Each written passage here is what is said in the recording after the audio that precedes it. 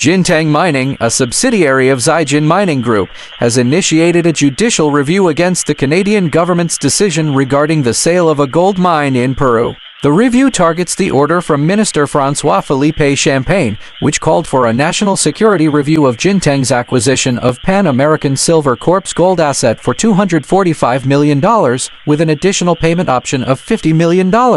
The case was filed in the Federal Court of Canada in late July, naming the Attorney General of Canada and the Minister of Innovation, Science and Industry as parties involved. Jinteng is represented by Gowling Welge LLP. Under Canadian law, specifically Section 18.1 of the Federal Courts Act, parties affected by federal orders can seek a review within 30 days of the decision. This judicial review could set a precedent for how Canadian companies navigate future deals with Chinese investors, particularly in the context of national security concerns. Since 2022, Canada has adopted a stringent approach towards investments from state-owned Chinese firms in its critical minerals sector, urging divestment from Chinese investors in companies dealing with graphite, lithium, and copper, even if the mining assets are located outside Canada. Despite this, interest from Chinese investors in Canadian mining remains strong. The Canadian government has identified 31 minerals, including copper, lithium, and nickel, as critical for modern technology and energy transition, although gold is not classified as such.